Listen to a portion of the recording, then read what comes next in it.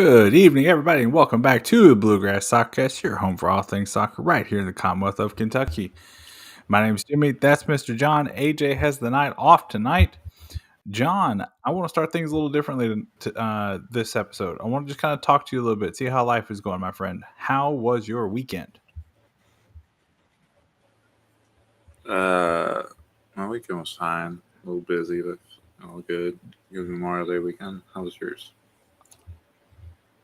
It was good. It was very chill. I didn't really do too much. I kind of figured if I'm not going to do a whole lot of traveling, I might as well just get some stuff done around the house. So did some house projects, did a little bit of, just kind of relaxing, went for a walk one day. Wow. Really exciting. Did you watch a bunch of soccer or anything over the holiday weekend or nah? On Saturday I did, yeah. Let's see, I woke up, started with the FA Cup final. Oh yeah. And then I watched the Congrats, United. Women's Champions League final. Who was in that? Vermont Green, Barcelona, Olympic Lyon. Then I watched the Vermont Green match before the Lou City game. Is Haran, does she play for Olympic Lyon? Mm-hmm. Bet. I do know some things. Lou City game and then the Lex game. So you had a full day of soccer that day. Yeah. Well, now speaking of being European soccer is over. Right. Now, no early mornings. We can sleep in a little bit or, go to work in your case sometimes. You don't watch European soccer. Don't even talk about it. I don't. I want to. That's one of my goals for the Who is in the Champions League final on Saturday? Benfica and Benfica wasn't even in the Champions League. Wrexham can't qualify for the Champions League. No, this is a for real goal of mine. I want to get more familiar with other countries' soccer. You know how this you summer do that? And beyond. You watch? You know how you do that? You get Paramount Plus. Oh God. Well, you need to get Paramount Plus, maybe. Peacock, and ESPN Plus. The still the hardest ones to watch right now are the Copa Libertadores because that's on like Tubo. I don't even know what language that was, Jon. Copa Libertadores. I'm butchering it, but that's the South American Champions League. Oh.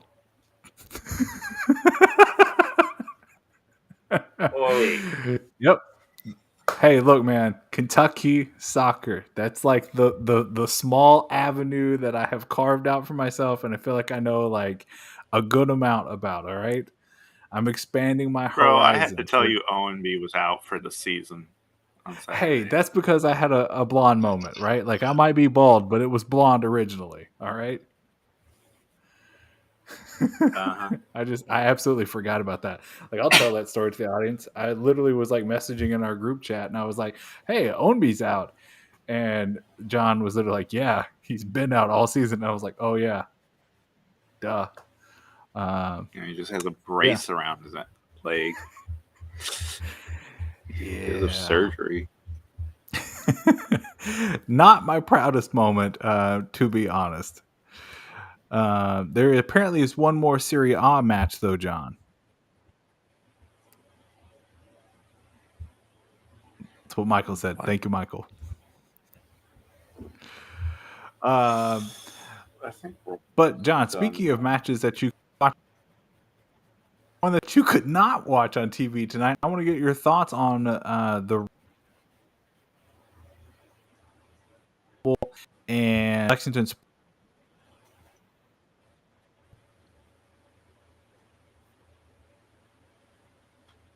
I think I glitched out. Yes, you did. Did my question come through at all? I heard Racing Louisville and Lexington. That's it. Yeah. That match was not streamed. How did that work, John? Racing? Yeah, the match didn't. It wasn't streamed, right? Yes, it was. It was on Ion. I thought you said it wasn't streamed. No, like the Oh, you mean the Lexington, the W W League League. game?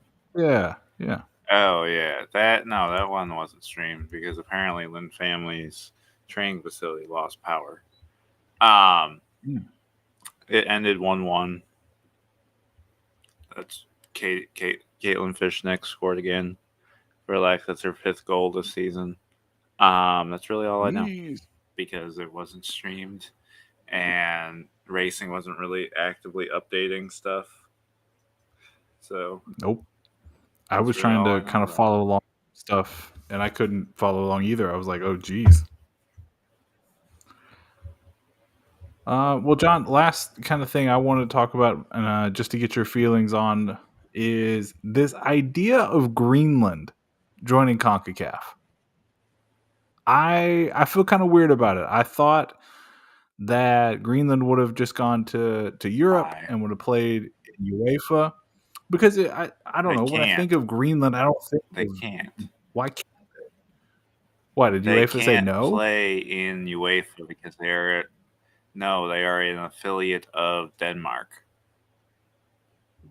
So talk to me about Denmark that. Legitimately, controls Greenland. Right, I get that. Politically so that's speaking, why British Virgin Greenland Islands couldn't play, right?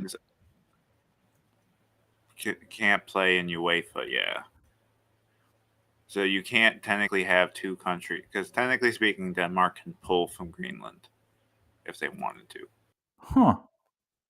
Interesting. Because I believe, technically speaking, the U.S. can pull islands and stuff like that if they wanted to.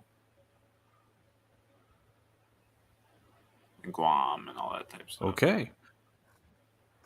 Well, that makes it make a little bit more sense then, because I was just thinking geographically at first. I was like, come on, this is like basically a European country playing over here. Do you but know where that's what I was going to say. Yes, I had to look it up on a map. Right next to They Canada. are closer to Canada. Yeah. Hell, it could be part of Canada for all most Americans would know. You could easily color that in red. Most of their population, most Americans probably wouldn't tell the difference. To Canada. I think it could be interesting. I would love to see, like the Champions League, the CONCACAF Champions League, see Inter Miami playing in Greenland. I think that would be phenomenal. Of course, we would have to get there first. No. It's not. No. The league isn't joining. There's no league joining. Eventually. It's the national team.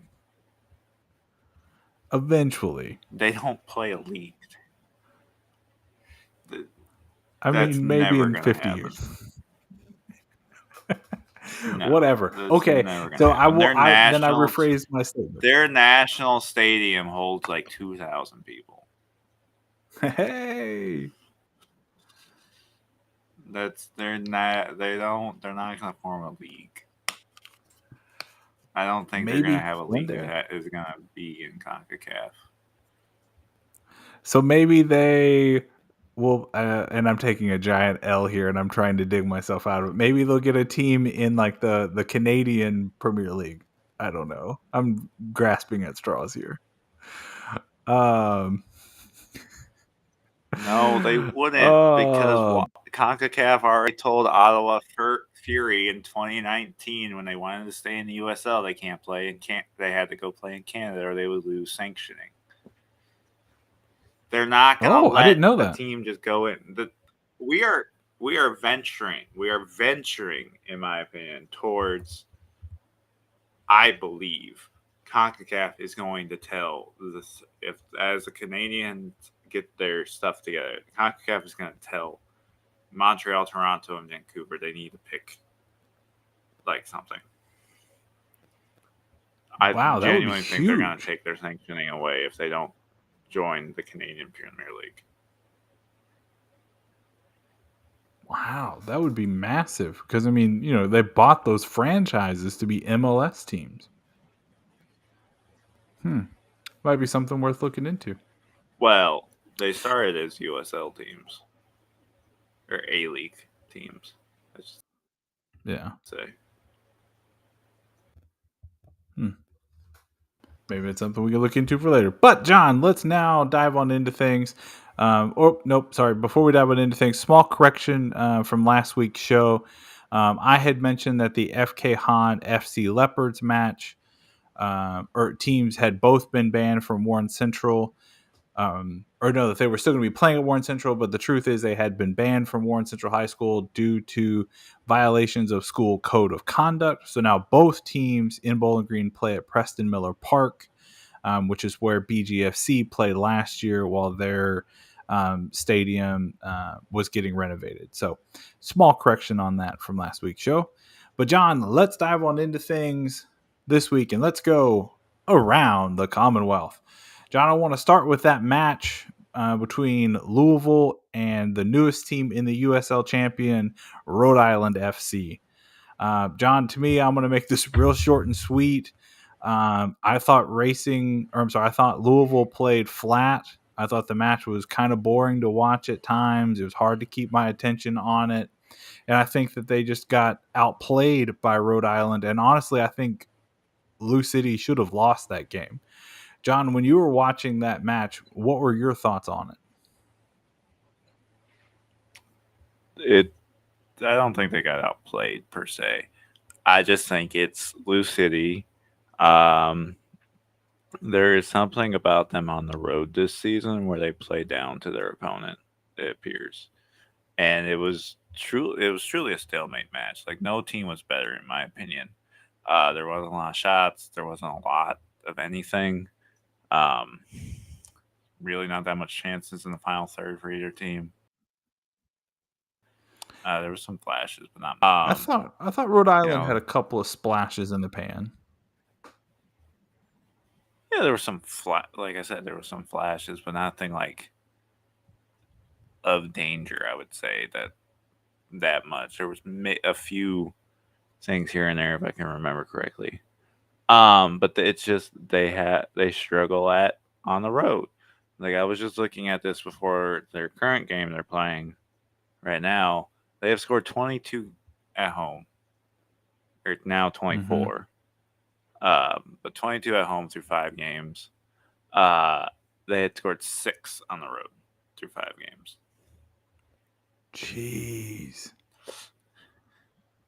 That's such a difference. One extra goal came from that El Paso win. Mm-hmm. It's like night and day. And I think it's just missed opportunities, who are right? Towards the bottom of the East. It's not necessarily missed opportunities. I think they're playing down to their opponent. I don't know what it is about being on the road, but they're playing down to their opponent for some reason. Yeah, and it gives a scoreless drought. That drought has been broken tonight. Currently, 53rd minute, Detroit 1, Lou City 2. So the scoreless drought, I was going to talk about that, but that has now ended. Rhode Island played a strong defensive effort. They really put some brakes on Louisville at times. They had some trouble getting into the final third. And I disagree with you. I do think there was a few missed opportunities for Rhode Island. There was one, I think, in the 13th or 14th minute or thereabouts where they really should have scored. So we'll see what... I don't know, man. I'm disappointed. I'm trying not to bury somebody after a 0-0 draw, but I really expected them to go in and bust them up. Like, go up 4-5-0, hold the line, and they didn't. They don't do that on the road.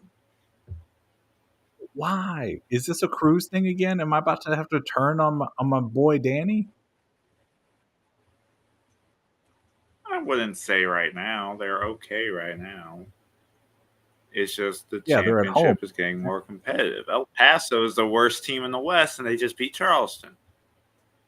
Relax. That's a stellar point there, John. Well done.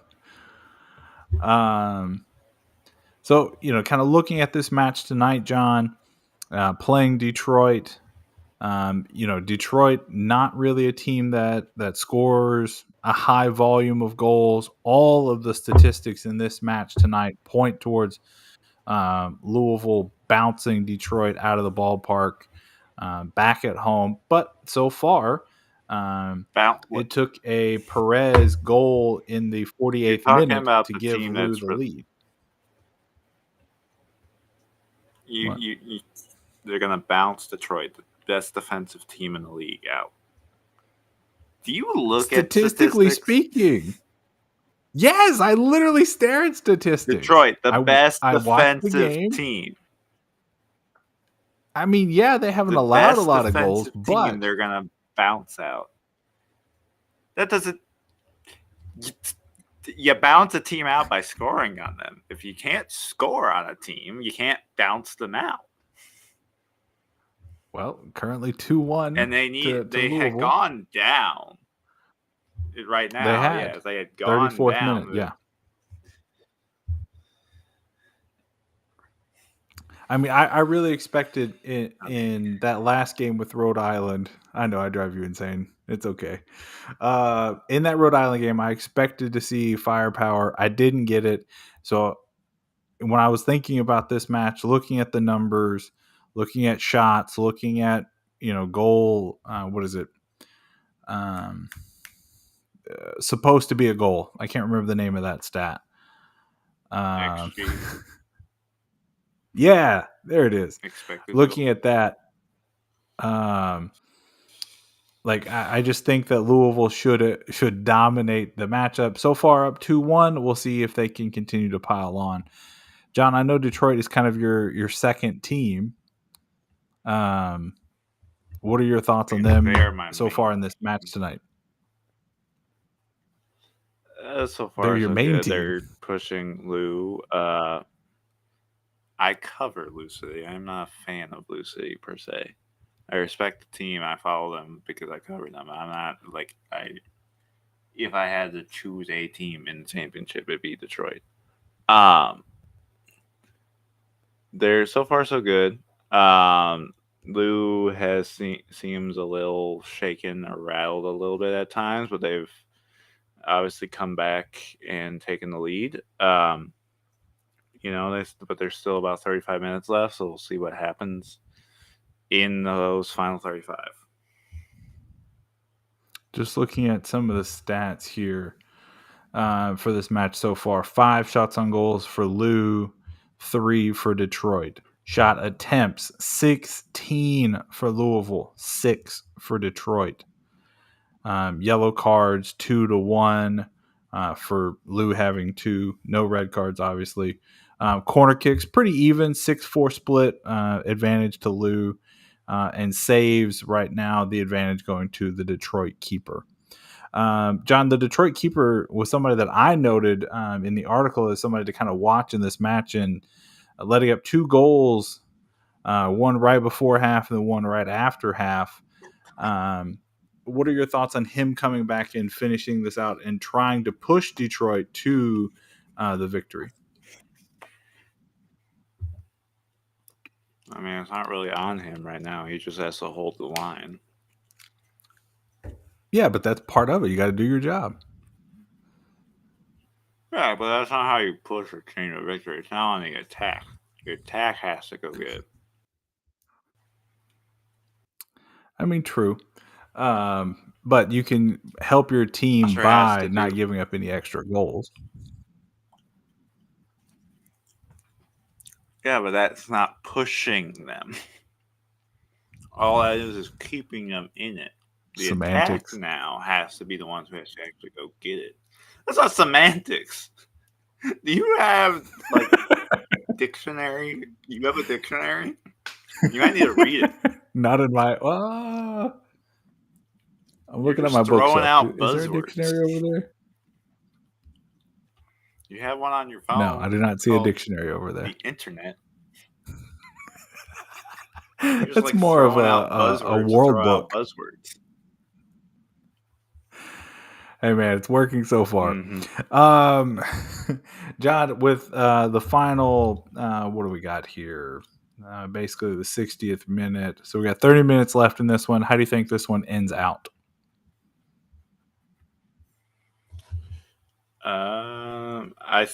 We'll have to see. I think Lou can hold it off Detroit, but Detroit is pressing on the attack right now. So we'll have to see. I think they can should be able to hold out for the victory. It may get another goal, but Detroit looks hungry and wanting that to find an equalizer. So we'll see.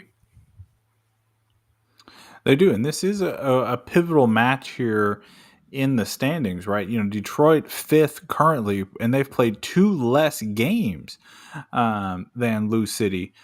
John, do you know why Detroit has played 2 less games? Just because of the schedule, or was there anything in particular that caused scheduling? Just scheduling. Just scheduling. Yeah. Okay. I was trying to look into that a little bit, but I couldn't quite figure out if there was anything that pointed to why they weren't there. So John, let's close out on Lou here, and let's head on over to Lexington. But I want to talk about the women's team first. They suffered their first loss over the weekend, the 2-1 loss to King's Hammer. John Hammer locked down Lexington's powerful attack and got the victory. What were you able to see from the Lexington Women's League side over the weekend? Quite a bit, and Lou just got their 3rd goal. Let's go. Quite a bit from them. I will say I think it was questionable that they swapped out keepers. They swapped out Fox for Bukas at the half. And I think they kind of like King wild card team in the Valley Division. Like St. Charles is very much a team everyone beats up on. Racing and Indy are the top dogs. Lex is like that 2nd tier right now, right behind them. And then it's King's Hammer is kind of like you can either roll them like Lou did, or they can beat you, tie you. Like they have a blowout loss to Racing. They've beat Lex, they've tied Indy. So they're kind of all over the place. So I think that was a mix of like just playing it safe a little bit by Kirkup, and that led to them falling late. Yeah, I really thought that Lexington could hold out for the draw in that one. So it was a little disappointing to see them lose. But, I think when you look at tonight's results, the 1-1 draw with Racing, I think they're still in a good position. I don't know if they are going to be able to push for the top of the Valley right now, sitting on 7 points. I'm not looking at like Indy's schedule. The Valley. Yes, you are. Lexington is 2nd, but we still have yet to face Indy. And that is the next opponent. Is that this weekend? Yeah. At Indy. Correct, John? Main Field, Grant Park. I'm assuming that's Indianapolis. Okay, thank you. That is so that's the test. House, I'm pretty sure. Okay. That's the test for Lexington. They've had a lot of good signings. They've really put a lot into this roster. Several local players on both teams, but especially for Lexington. Well, I shouldn't say it that way. The University of Louisville tweeted that they had 3 people playing for Racing tonight. So several former Cardinals playing for Racing tonight as well. But that's the game. Can they beat Indy? What'd you say? Sorry, John. We have the best former Cardinal playing with Autumn Weeks. So facts. John, if you had to prognosticate a little bit on this match with Indy, do you think Lexington has what it takes to knock off one of the best USLW League teams in the standings? They are the best. Because I'll tell this, because everyone seems to be forgetting this with the W League. The W League is 3 years old. This is its third season. It is all over the place. There are a lot of divisions that have just started existing, like out in Colorado. So you're going to see a lot of lopsided scores. That does not mean that team that's scoring 14, 11, 12 is that good, per se. That mean they probably are a good team. It doesn't mean like, oh, they're the best because they scored 14. There are many different things that happen to it. Indy is the reigning champ. Indy is in one of the only divisions with Lex and Louisville that has like all these top serious, at least takes the W League seriously or has a more professional academy type of deal. There's also the North Carolina division that's like this in a way too. So it's all kind of over the place. And with this, there's a lot of games that can be all over the place. So I think we can beat Indy. Definitely believe it. But it all depends on what Indy brings out. Indy could be using this as a rest. They could be taking it seriously. It all depends. I hope they don't take it as a rest. I mean, Lexington, I believe, could beat them if they took them at a second best. But I don't think... We play them 3 times, so... Do you really? We're 3 I was just looking at the schedule. Games, so... Yeah. We play them and Racing like 3 times each. And we play King's Hammer and St. Charles. I believe we're done with St. Charles. We might play them one more time. Unless I'm just overlooking something. I see one at the Grant Park, one at Toyota. I don't see them listed a third time. The website, we talked about it, I think, last week, is not necessarily the best.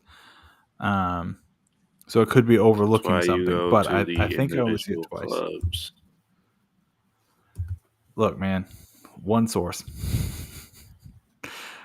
But there are 3 matches with Racing on here. 2 of them in Lexington, though.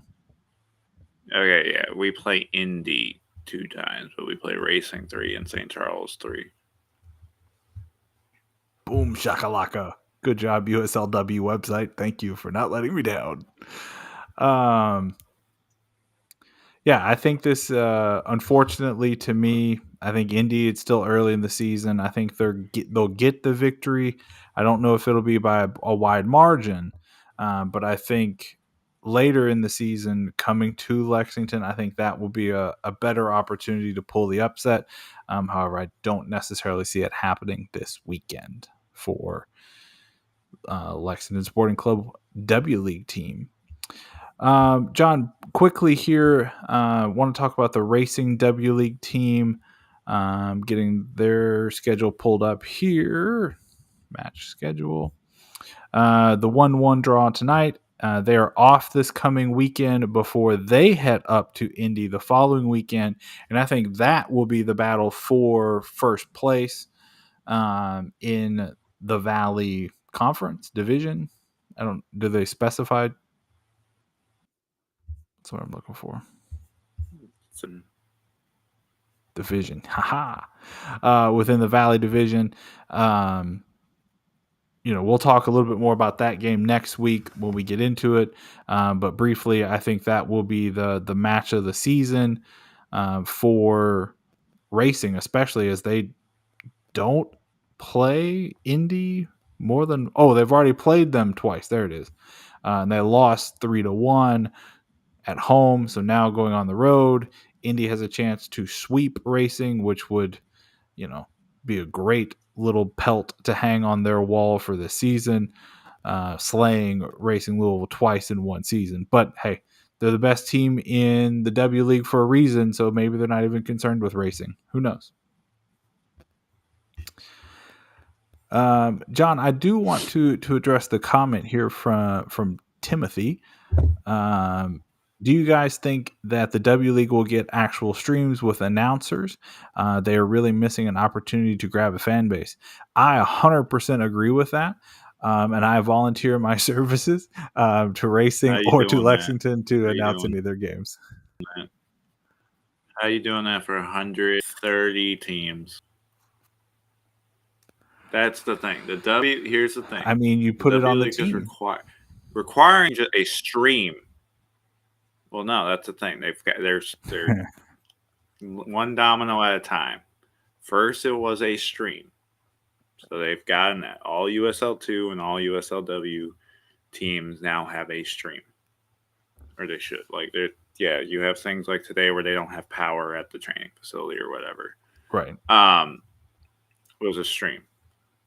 It's going to take a bit for them to be like, all right, now all you have to have announcers or all you have to have a score bug. Like, it takes a minute to do that because racing has no excuse in my opinion. But some teams, I agree. That's like King's Hammer is a small, very small, like they're running on their costs. Like what you pay to be a part of the team is probably paying paying coaches and that sort of thing. They're not a for-profit. Only run teams in the USL2 and the USLW. They don't run anything higher. Like you gotta take what you can get. Sometimes not every team is going to be a top-notch thing, and you can't necessarily require that yet. You can start doing it, but you can't necessarily require it. I hear you on that, right? Because I understand how difficult it is from the club's perspective to put resources into a live stream. But there are free or very low cost resources that these clubs can use. And you can find volunteers. You can partner with your local colleges or universities or random Joe Blow from the bar that's always wanted to be a sports announcer and make something. I'd rather have no announcer than a random person. I'd rather have no announcer than someone who's not good at it. I'm sorry. Like, you have issues. I disagree with you on that one. With USL 1. No. Just someone talking is not good. As someone who has dealt with that at the D3 level and has seen stuff, we've tested them on announcers. Just throwing Joe Schmo in there for a game is not good. That type of thing. It's just having someone talk just to talk is not good. They need to know what they're doing and they need to be somewhat decent at it. You can't just throw a person in there because they're interested in doing it. And to Timothy's point here, I agree. Like, I agree with Timothy, not with John. Like, just having somebody talk would be better than nothing to me. Like, there is difference. There is a difference between commentator and PA announcement. PA announcers can definitely be a thing. They should be a thing everywhere. And then there's commentators. Yes, that happened with Michiana in the USL2. Yeah, Michael pointing there to kind of your point, not just a hot mic, like wanting some quality there. So maybe you're right, John. Maybe it is, if you're not going to have a full-time somebody who can do the full broadcast, just have somebody to be able to come on and say, okay, guys, here's, goal scored by person X,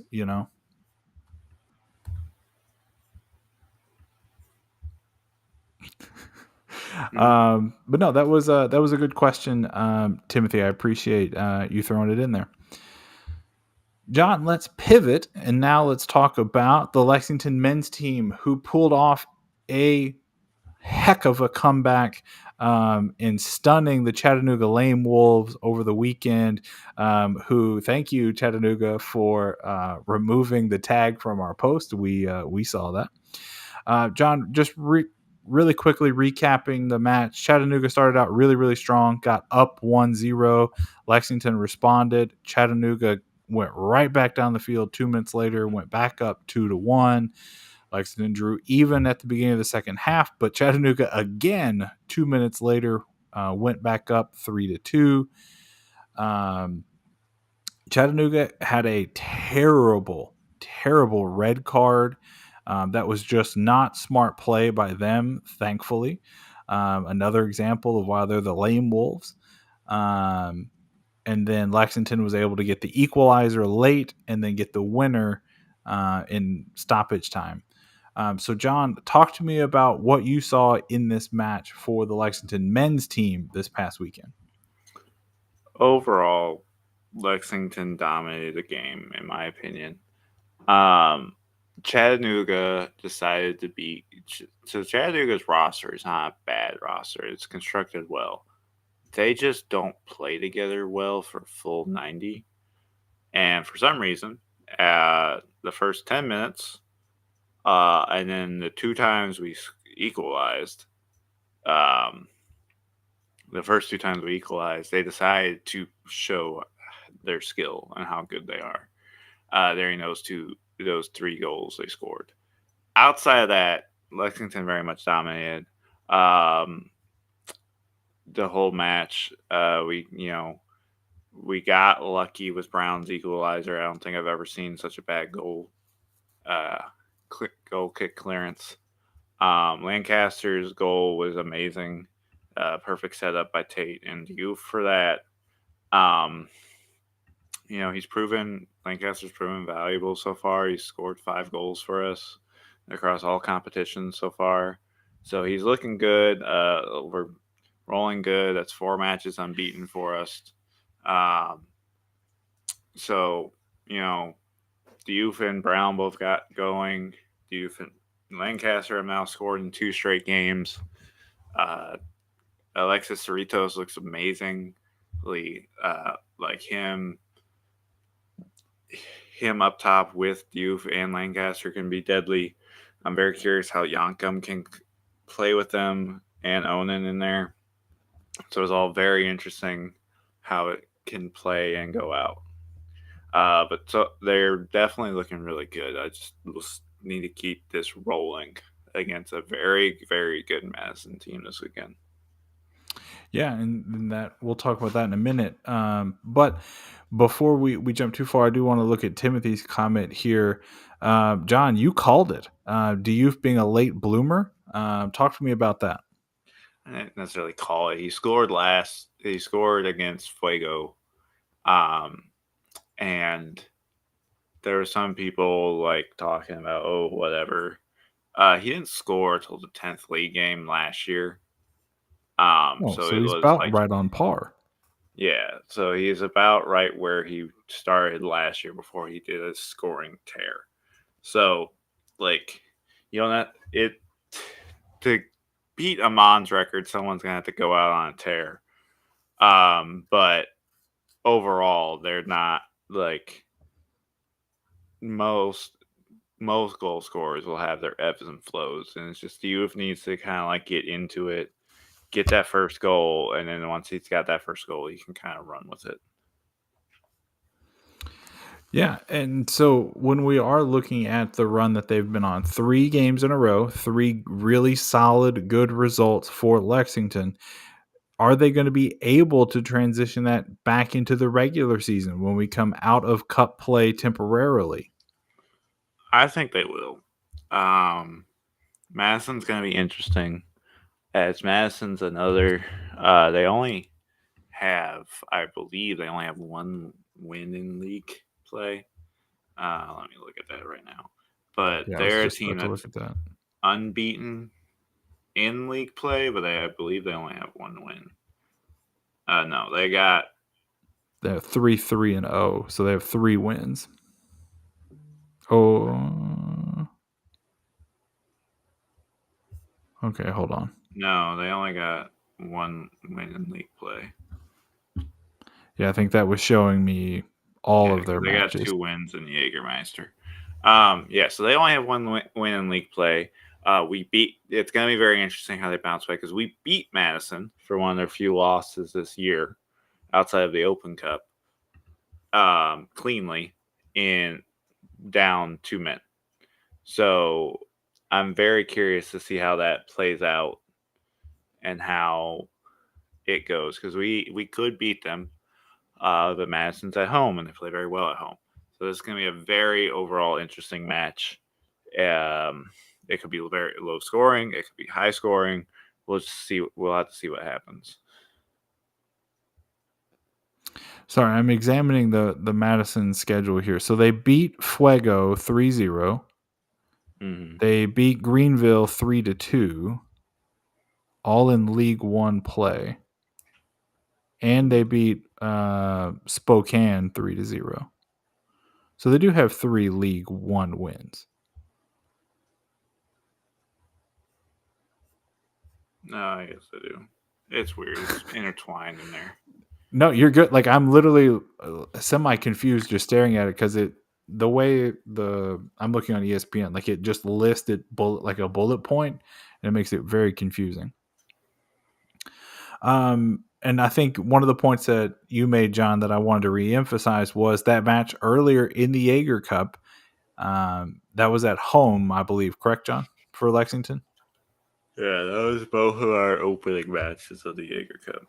Yeah, a 1-0 victory for Lexington. Is there anything that Lexington can take from that result and apply it to this upcoming match? Because they haven't played too favorably against Madison. Still not been able to beat them yet, though they do have 2 draws with them so far. Yeah, we'll see what happens. Again, it could be anywhere. We have beaten Madison. We just haven't beat them in league play. Correct. So thank you. We'll see what happens. Games against Madison are all very intense. Madison kind of considers their fans at least consider us a rival. I personally don't view them as a rival at this time. And really is just, I think it's because we're like the next closest, or we are the closest opponent for them, because they're so isolated up where they are. So I think their fans want to make it a rivalry, but it's not. The matches are competitive, but it's not like bad blood competitive. Yeah, no offense, Madison. I don't see Lexington and Madison, Wisconsin as 2 cities beefing like a Louisville and a Lexington, or like a Lexington and Knoxville, or what may be one day, a Nashville or a Bowling Green and Lexington kind of a rivalry, like, or a Cincinnati and Lexington kind of rivalry, like far geographically. Listen, hopefully can get a rivalry started with Milwaukee when their USL champion side starts, and maybe they get another team in Chicago for like League One eventually or something like that. That's who you can really pick a good rivalry with. Or Iowa. I know Des Moines would be quite a travel for Madison fans, but it wouldn't be outside of the realm of possibilities. I just don't think.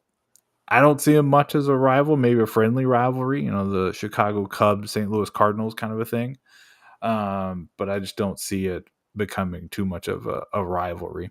As far as the match goes for me and what I expect, I do expect Lexington to keep it going. I have no reason to think why, just because they're out of cup play now, that they're going to play any worse, that they're going to fall back into what they were doing. I think Coach Powell can continue to build this team and continue to boost this roster and continue to get more from Lancaster and from Diouf on the attacking end. And as long as Emil Knight keeps making saves like he's been doing, I think Lexington's going to go up there and get the victory. We'll have to see. You're a jinxer, so. I mean, do you have to point out the obvious? We do have another question here. Do you think that Lexington will have any new defensive signings in the summer window, John? We signed a new guy, CC Uche, last week. Brother, get Talk it to me about together, that. man. Talk to me about it. I missed that. You tweet about it. You tweeted about it. Okay, well, did I? Or was that Someone did. Anyways, CC Uche comes in. He's from Minnesota Next Pro. I think he's more of a depth signing for us.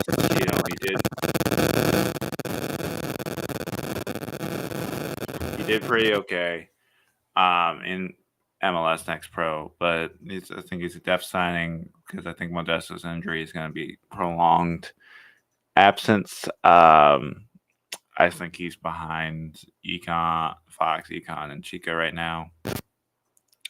So I really don't know if we'll see him much, but I think he's just more there just in case. We might see him in this game, but that's still yet to be determined. Sorry for the static there. I was just scrolling back through to see who posted. I'm losing track of the plot on that one. But in other news, while I was looking that up, Louisville City scored again, 5-1, John. The route is on. Detroit defense, what? Doesn't exist. Go Lou. Let's go, baby. 5-1. Wilson Harris. Do it on the road. That's a real fair statement. That's real fair. Do it in keywords. Result in Detroit. Oh my God. We will use that as a pivot point, though, John. And talk about an equally as star-studded of a roster and as a team that's been on just as good of a tear as Lexington men have. Racing Louisville NWSL side. They went up to Chicago this weekend and they had a great showing. The match was never really in question. I know the score line was only 1-0 after a beautiful rocket from Emma Sears. I know that it was 1-0, like I said, but it easily could have been 2-3-0.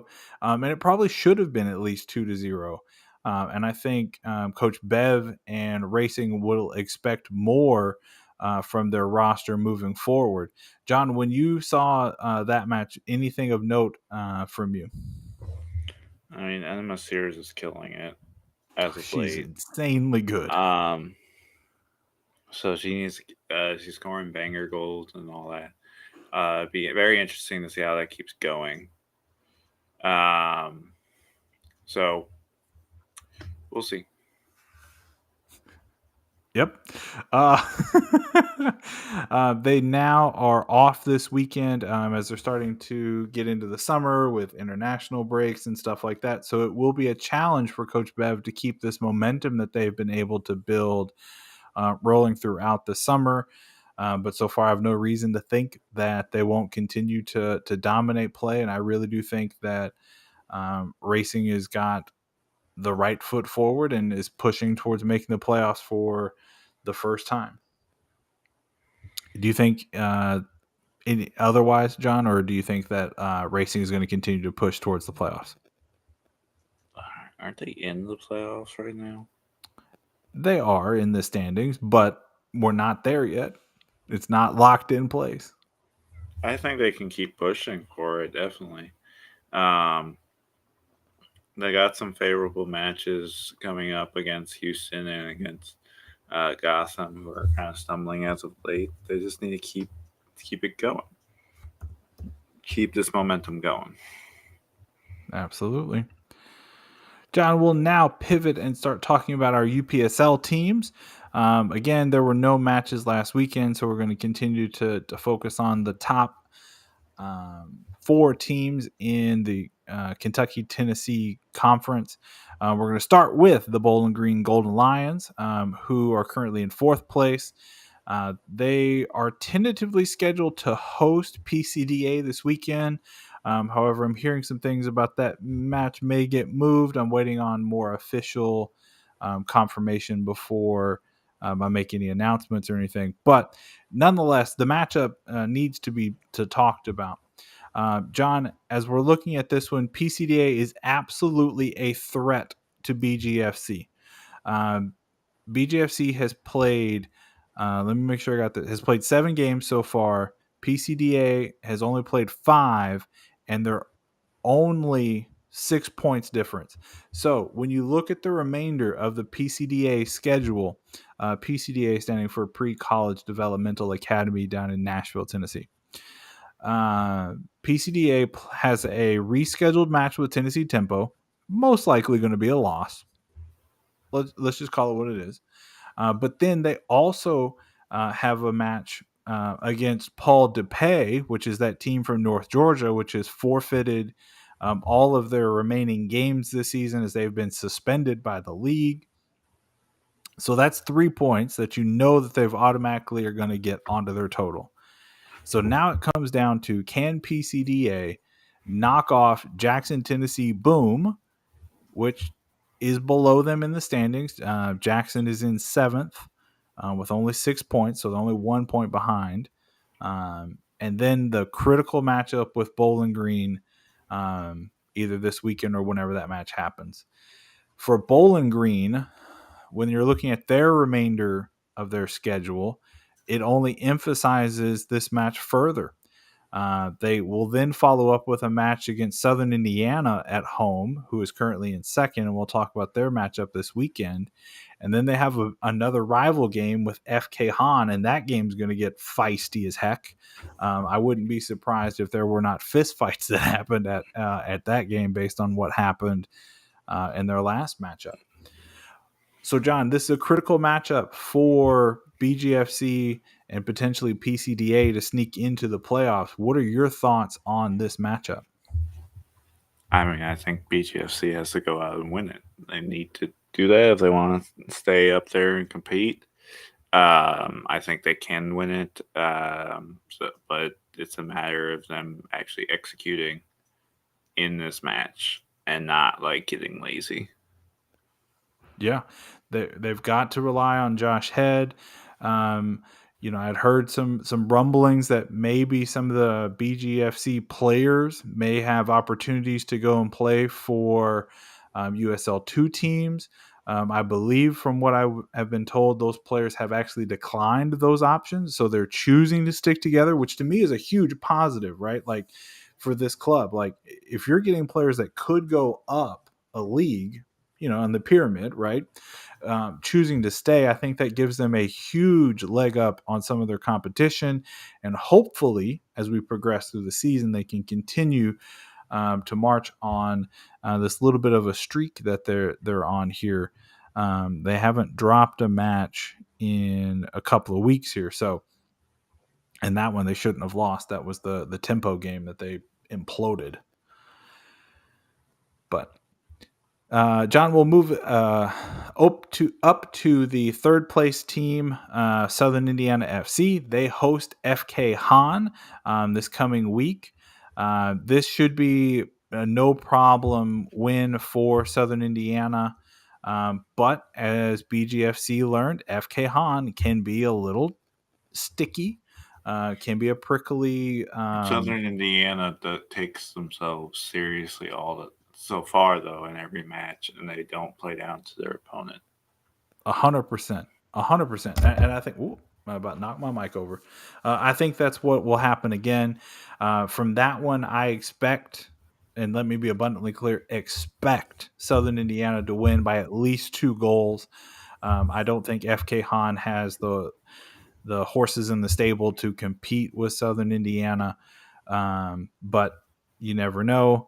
That game is in Albany this weekend, so if you're in the area, it would be a good match to go and see Southern Indiana, as they should have an easy victory before setting up a critical match next weekend. BGFC hosting Southern Indiana, a battle for what could be at best second place and the ability to host a home playoff game next weekend in Bowling Green. But then that takes us to our final matchup in the UPSL this week to talk about, and it's a big one. Number 1 versus number 2, Tennessee Tempo and at FC Leopards this weekend, John. A few weeks ago in this same exact matchup down in Murfreesboro, it was a little bit of a laugher. Tennessee Tempo 7, FC Leopards 1. It was not as close as you would have thought. I would have thought that game should have been a little bit closer than that, but apparently Tempo was not playing around that game and just really put their full foot on the Leopards in that matchup. I did reach out to Leopards to kind of talk about their feelings towards this match this weekend. They're feeling really good. They're feeling ready, well prepared, and looking forward to getting revenge. Hopefully they can get the win despite the defeat in their last matchup. So they sound ready. Tempo, of course, we know they're going to be ready. On the road this time, maybe there's a chance for an upset. John, do you think there's room for an upset here? No. That was very definitive. The Tempo have not lost a game, so that Leopards might be able to hang with them and secure a draw, but they're not going to defeat them. I'm actually curious that I'm looking at the standings right now. Why does a team have negative points? So that's the Paul DePay. They have been penalized by the league for too many forfeits. As you can see, they're 0-8, and they will forfeit all remaining matches this season. What's the point of giving them negative points? They're just forfeiting. You penalize a team if they're doing like cheating or something, but if they're literally forfeiting, you don't need to take away points from them because you're just giving points to everyone else. That's a real great point, but the UPSL likes to set a hard tone, John. They like to send a message that they are not the league to be reckoned with. They rattle their sabers very loudly, John. Then why do they have a team that's forfeiting games? Why is that team allowed to play or is allowed to be placed on the schedule? That's a great question. I could tell you it's probably because they paid the entry fee. Yeah, this is what I tell people all the time. Because I've dealt with people because a fluff piece came from the Athletic today about the pro rail talk in USL. And it really didn't answer anything. But people are like, well, USL can just get more teams and all that type of stuff. And I was like, there's a difference between joining USL 2 and UPSL. USL 2 actually care. USL 2 actually cares who's coming in. UPSL be like, that's $5,000, please. Okay. Right. And just keep it moving. And that's actually a really interesting thing, right? So I had heard a while back from a club that the UPSL had some kind of rule in place that if you played a spring season with them, you could not play another league's spring or early summer league. However, I did notice that the Southern Indiana Guardians, not the same team that's in the league with BJFC and stuff like that. There's another team called Southern Indiana Guardians. They play in the Gateway Conference with teams from like St. Louis, Evansville, Indiana, that kind of stuff. They are actually playing in the NPSL this season. As far as I can tell, same roster, same team, same colors, everything. So it really got me to wonder. The exact same roster. There may be some slight alterations. I'm going to be very frank. Athletic technically has 40 players on their senior team. They field a team in the UPSL and they field a team in the MPSL. Right, that's another example. But I believe it's different rosters. They technically have a 40-man roster, but I believe there's a squad that does MPSL games and there's a squad that does UPSL games. There might be some overlap at the end, but I don't think like this main keeper for the NPSL team is also playing in the UPSL. That makes sense because I remember seeing the roster that they had released, and it was very large. So that could make sense why it could be accounting for two different teams. That would make a lot of sense. So it's just interesting, you know, as a franchise, right? Any franchise, if you have an opportunity to have more home games and to play more competition, why wouldn't you? I mean, if you think you're going to get absolutely obliterated, maybe you don't.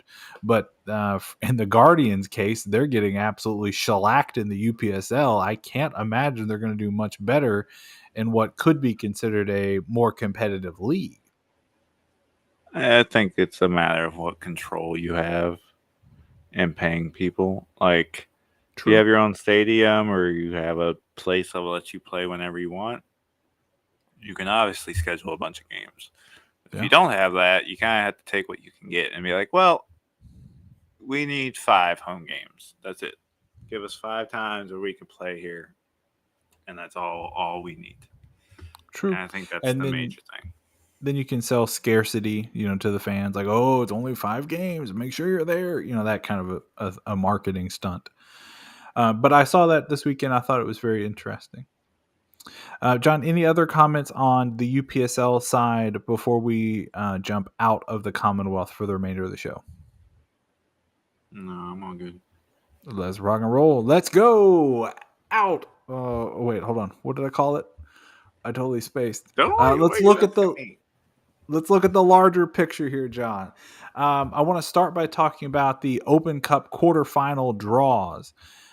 We have the 4 matchups here: Sacramento Republic and Seattle Sounders, Atlanta United, Indy 11, Sporting KC, FC Dallas, LAFC, and New Mexico United. John, I'm going to be real frank with you here, man. These matchups are not exciting to me. There are too many MLS teams, and I'm kind of bored already. You're the problem. Thank you, Taylor. That's not you. You want to slam and be like, you want MLS to respect the Open Cup. You were bored at the quarterfinals because there's 4 MLS teams in it. Because I'm okay. Let's be honest. LAFC is beating New Mexico United. No, going to happen. No, 1,000%. There's no shot. No shot. New Mexico. No. I'm not saying New Mexico is going to roll them, but don't. LAFC is not their world beaters they were.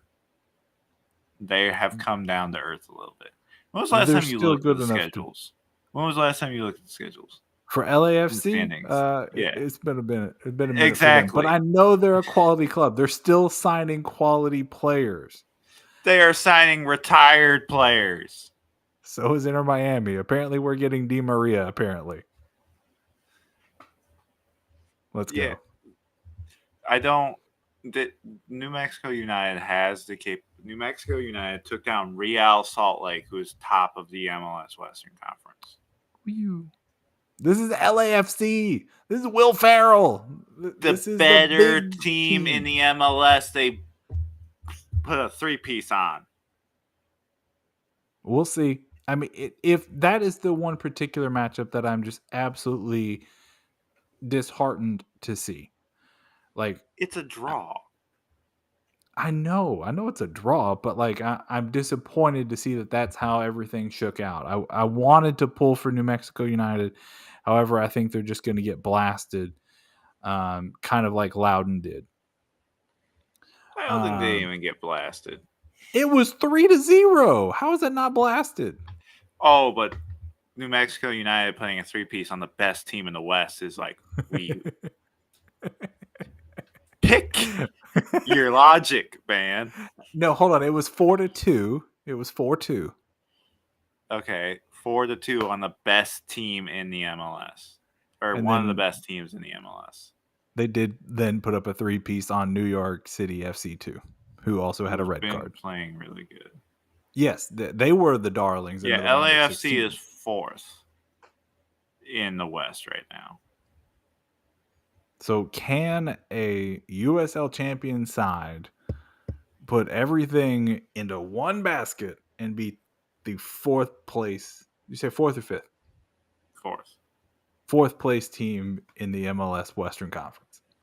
Yes. I don't think so. No shot. Yes. LAFC by 3. I don't care about Kansas City and Dallas. Whatever. I hate Indy and I don't really like Atlanta United. So 4 losses, maybe? Who knows? And then Sacramento. I'm still hopeful for Sacramento. I think they can beat Seattle. I think especially at this point, it's more Sounders than Defiance players at this point. But I think Sacramento can pull that one. If New Mexico United can pull theirs, then I'm going to be back into it. But if we get an all final 4 of MLS teams, I'm out. I'm completely out of the Open Cup. I think all the USL MLS matchups the USL team can definitely pull out of it. Indy can. I mean, Atlanta's not great. Indy can. New Mexico can. Sacramento can. They can pull out of it. Ooh, maybe I shouldn't bury Atlanta just yet. Full-time Atlanta United 3, Inter Miami 1, and Messi and Busquets and Jordi Alba and Suarez all played. Wow. Doesn't mean anything. It does to me, John. They're special to me. So maybe we don't bury Atlanta. Walmart fan. Anyways, John, of the 4 matchups, any upsets? What are you feeling? What you thinking amongst them? I mean, FC Dallas, Sporting KC could be anywhere in the sun. Dallas should win that because KC is god awful bad right now. But like I said, all the USL teams left have a chance at beating the MLS side. I don't see the MLS sides going like full on must win these games yet type of mentality. They could, but I don't it's not like guaranteed. So I do think they can beat them. Yeah. I think it should be relatively entertaining, but we'll see. John, let's look at a little bit different picture for this one. I want to talk about the USL Super League. I believe it was last week, maybe the week before, they fully announced all of their teams with their logos and the team names and everything. So we've got Brooklyn FC that's got like this was it a week before? Okay. With this like beige and black color scheme. We have Carolina Ascent FC. We have Dallas Trinity FC. We've got DC Power Football Club. We have Fort Lauderdale United FC, Lexington Sporting Club, Spokane Zephyr FC, and then the Tampa Bay Sun FC. John, so as you're looking at these logos and as the news came out of all the teams, what were your thoughts on what you were seeing? I mean, overall, they're all good in my opinion. There's not like any super bad logos besides DC in my opinion. DC is also the only one where there's any sort of controversy in my opinion. Because every other one, they're not in an NWSL market. DC, they're actively in one. They were actively playing at Audi Field. And from what my understanding is, this is more DC United being mad at the Spirit or something like that. They don't have a great relationship with them. Or it's the fact of DC United's MLS Next Pro is launching soon, and they're going to move this team to Baltimore when their MLS Next Pro team that's playing in Baltimore launches. So that stadium has some fill out when it's launched. But also, DC United has been involved with the Super League since 2021 when it was initially announced as a D2 league. So I think this is more just DC United wanting a women's team in their ownership group. Then there's a lot at play you could see with the Spirit, but it's definitely like a mix of things. Outside of that, they're not directly competing. Directly emphasis there against NWSL at this time. They're grabbing fringe players of the NWSL right now, like almost every single player that's been signed so far has been an NWSL draftee. I think it just points to how there's a need for more roster spots and that sort of thing. But they're not directly competing yet with the NWSL. It's more just they fill a void at this time. Yeah, I think kind of my thoughts on the logos. Brooklyn, yeah, whatever, fine. Dallas, meh, whatever, fine. I kind of like DC. I think that's a cool. I didn't It know is a the story Powerade behind it. Honda attempt. And the name is stupid. Why? Do you know what power stands for? I didn't realize it stood for something, so no. The women are gathering power in this day and age. Oh, It's like a Chat GTP created name reasoning. It also doesn't work because DC power is an actual thing. Direct current power is a thing. Like a company or like a direct current power was the type of electricity that Edison was pro. See, that makes me more in favor of it. That's not why they did DC power. That's not why they did DC power. It also looks like the Honda logo reversed. It does. I'll give you that. You said that earlier, and I give it. But I remember reading something. Logo. The lightning bolts in there. There was something about electricity in the name. I remember seeing something about that. I like that one. The one to me that looks like ChatGPT made it is the Carolina Ascent. The F is that. The Ascent is fine. There's too much color, in my opinion. Yeah, it's the logo. That's their issue. The logo I like. It's the fact of there's too much color in it. If they kind of went more with some more like not as much color and maybe cut out like the words in it, I think it'd be fine. But it's not like bad. I'll give you that. Or if you left the words but took out the soccer ball and the 3 bars above it. And just left like the mountainscape, the sun, the very nature, the water, etc. I really like the Fort Lauderdale United logo. I love those colors, very salt life. Lexington. The three powerful bolts hidden in the wing's negative space represent the 3 communities that converge to fuel the DMV. Okay, so there was nothing some significance to the lightning bolts. Okay, well, whatever. What do you think of the Zephyr logo? Looks familiar. It's just the Spokane logo with a Z. Honestly, it's not anything revolutionary. I like the thing. It kind of gives homage to similar to like Portland's situation with the Timbers and Thorns, where it's like semi-related, semi-not related idea. I'm okay with that branding.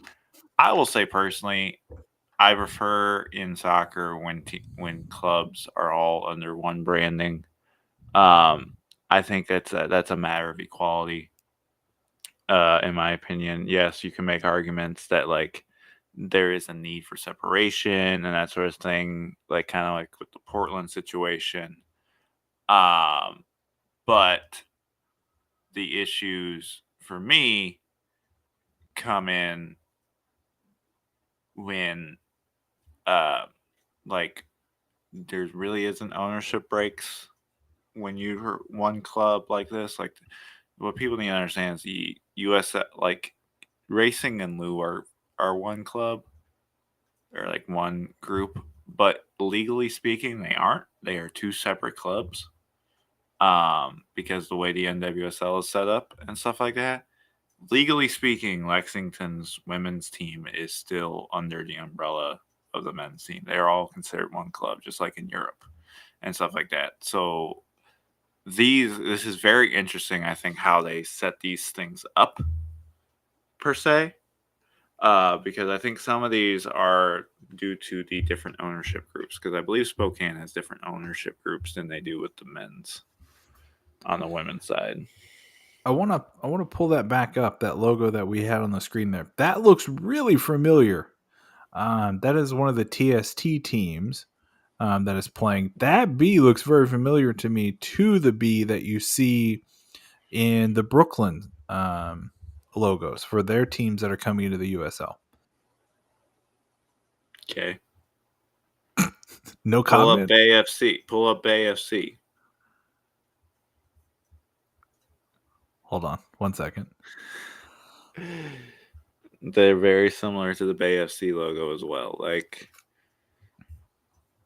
it's a B. It's an old English B. Boston Rock, something similar to this. It's an old English B. I like that they kind of are going with this semi-unique-ish in soccer logo, but it's an old English B.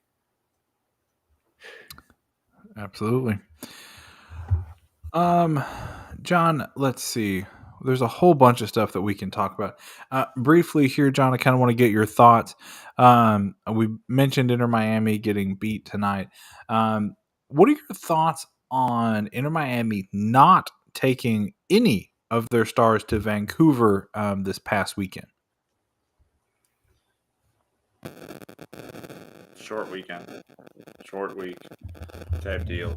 Everyone who's up in arms about it, specifically that guy that spent $5,000 to be there, you're an idiot. You can spend that money to go to Miami and see him play.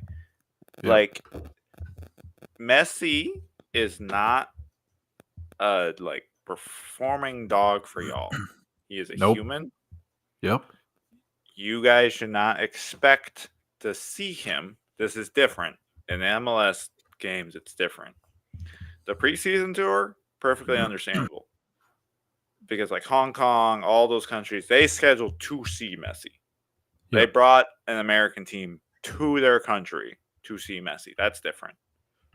But in MLS games, regular season league games, you have no right to demand a player.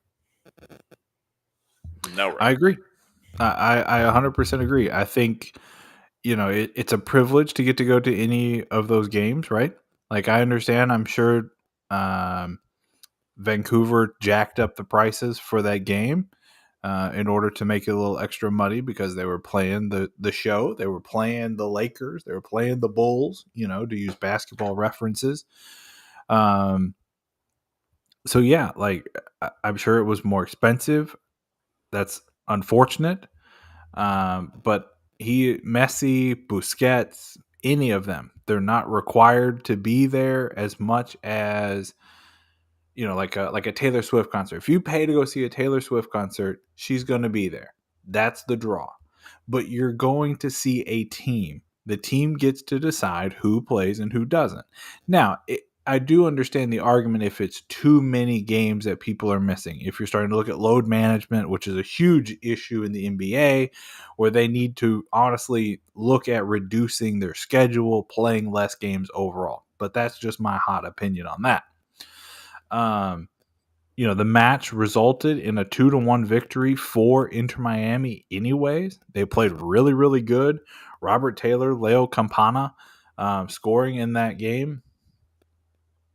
I'm sorry for that dude who spent that much money, but you could have came down to Miami. It's just very unfortunate. But again, I don't expect him to play in every game, but apparently other people do. John, I'm going to skip a couple of the other topics that we had listed in the bigger picture, and I want to go to a little bit of some breaking news that we had here on the Bluegrass Soccer Cast. We have got let me get it pulled up here.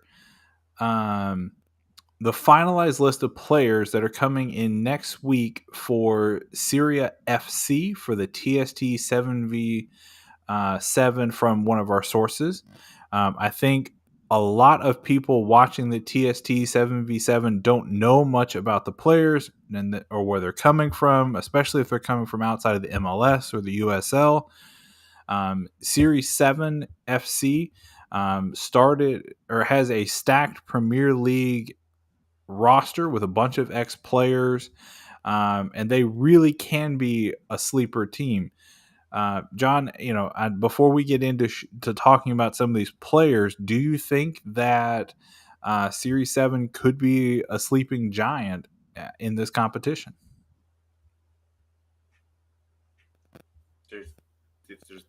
There's no giants in this thing. There's no way that it's hard. You're getting a bunch of retired and past their prime players. It's entirely impossible to. Burnley is playing a YouTuber and JJ Watt, so it's up in the air. Like, some of these guys are legit. Like, Sire has people who have played at very high levels in the Premier League and stuff like that. But that doesn't, it's 7v7 soccer. It's a lot different. The rules are very different in this match.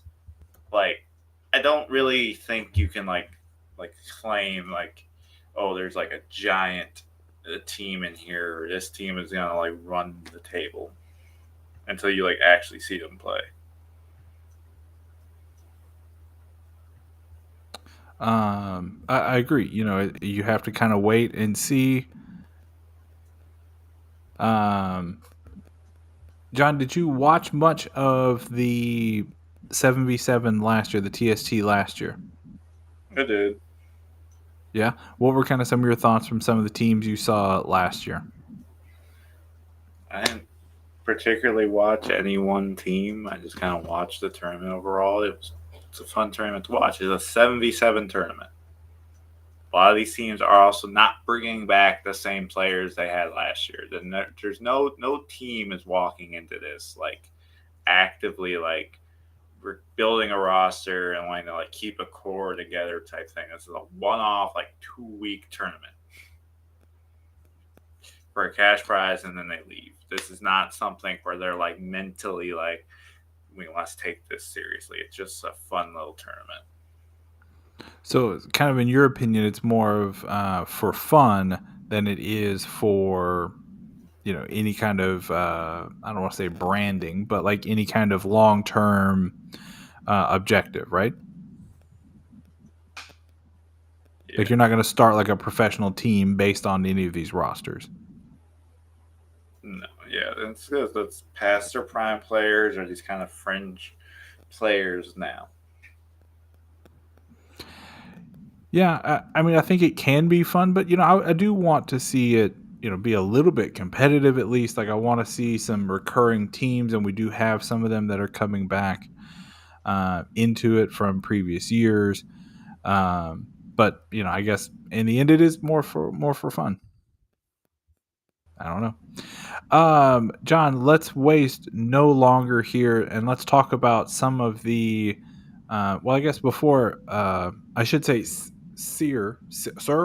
I'm saying it incorrectly. I think both ways I'm saying it incorrectly. They are the new version of what we had last year in a Kentucky-based team in Villita FC. So they're a new version of that team coming back with some new partners, some new players. So let's dive on in and talk about some of these players. So this is what our source says the roster will look like. Goalkeeper Callum Stanton, who plays for a team in the UAE third division, the Arbranian Falcons. God, I can't read. But they have previously played for AFC Bournemouth. In another keeper on the roster is Kieran Westwood, who plays in the EFL League 2 for Chewy Alexandria. Has also played for Manchester City, Sunderland, Sheffield Wednesday, just to name a few. So we've got a couple of keepers there that are currently at some mid-level, if I'm being polite, maybe lower level division. So would be interested to see how those keepers can compete with some of the other strikers from some of the other teams. On the defense, we've got Adrian Mirappa. I'm so sorry, my friend. Currently at Saffold City, which is an EFL League 2 team. We've got Kieran Clark, which is he currently is at Stoke City FC. So there's an EFL champion side. Also has played for the Republic of Ireland national team. We do have a retired player next, defender Tom Huddleston, who has previously played for Derby County, Tottenham Hotspurs, Wolverhampton, Hull City, and Manchester United. And then closing out the defensive group, we've got Jordan Strafford and Stuart Cook. And I think Stuart Cook would be one of the bigger names that people may recognize. That was one of the names that when I saw the roster, for some reason, it stuck out to me. Midfielders, we've got Barkay Seko, who is a Lewandowski player, Super League 2 in Greece, but has also played for Crystal Palace and Wolverhampton. Adrian Thibaut. You want to take a shot at that one, John? You go right ahead. You're doing Thibaut. I'm sorry. That one I might have to skip there. And then we will move on to Janelle Imbulia, who is another midfielder. So only 3 midfielders, but when you're playing 7v7, you're not running a whole lot in the midfield. Oh, no, I totally lied. There's the next page. I thought it cut off. My apologies. So then we move to retired player Stephen Ireland, who played for Manchester City, Aston Villa, Newcastle, and Stoke City. Then we got the local kid, David I'm gonna IBRAHIMKADIC. I'm sorry, David. He plays for Southern Indiana FC, which is really interesting to see him on this roster because that means he will most likely, if not guaranteed, be missing some of their remainder matches this season, which gives BGFC way more of a chance to have the upset over them later this season. We then move on to Josh Ireland, who has played at Stoke City, Man City, and for the English national team as well as the Ireland national teams. And then we'll move on to the forwards, the biggest one being Bay Nesse, who's an ex-Premier League player for Everton. And then we have a retired Edgar Gonzalez Diaz, who's a retired Major Arena Soccer League player. So, John, a lot of experience on this roster, especially on defense and in goal for this team. Returning, my apologies, I misspoke on for Edgar there at the end. My apologies. He's returning, not retired. A Major Arena Soccer League player. John, a lot of experience, especially on the back end for this team. What are your expectations for them heading into into the competition?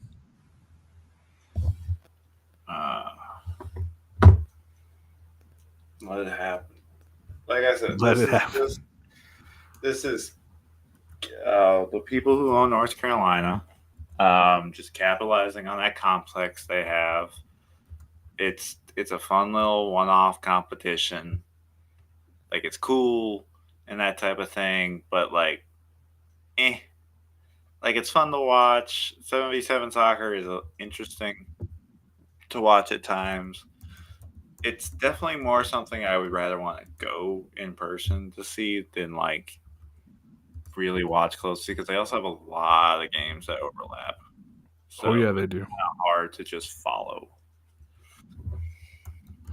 Yeah, and I remember last year with Villita, just trying to keep up with them, and trying to follow along with what was going on with them as well. Like it was interesting to watch. I hope to see this team do pretty good. I know we had high hopes for Villita last year, and it didn't go as planned. But the new team, a lot of good experience. I hope they can at least make it into the knockout stages. But as John said earlier, a lot of teams, a lot of opponents, a lot of games to be played in a short amount of time. I know I would absolutely love to go at some point to the tournament. So if they're looking for extra commentators, hey. But John, I will give you the last word. Anything else you would like to talk about on today's show, my friend? Honestly, I'm all good. That'll do it then. So with that, we'll start kind of closing up shop for this week. We are still taking on additional writers. So if you're anybody who has wanted to write for the Bluegrass Soccer Cast, please head on over to our X or IG pages for more information about how to apply. We are really looking to offer college, late high school, or anybody who's looking to jumpstart their journalism career. We welcome anyone to apply to be a writer. Whether you are a veteran in the field or you're completely new to the process, we can help you start your journey. So please feel welcome to join our writing team. As a reminder, we have a Buy Us Coffee account. That's something that I meant to delete, and then I still read out loud. That's absolutely hilarious. Never mind. Skip. Make sure to read our articles on our website, bgsc.show. Make sure you're following us on all our social media at BGSC. Give us a listen on all of your favorite podcasting platforms, Spotify, Apple, and iHeartRadio, as well as make sure you're watching the show. Shout out to everybody who's watching us on X, watching us on YouTube and Facebook tonight. And with all of that out of the way, I'm going to stop reading things and stop stumbling through like a dyslexic kid that I am. Yep, that's a terrible dismount. I'll see you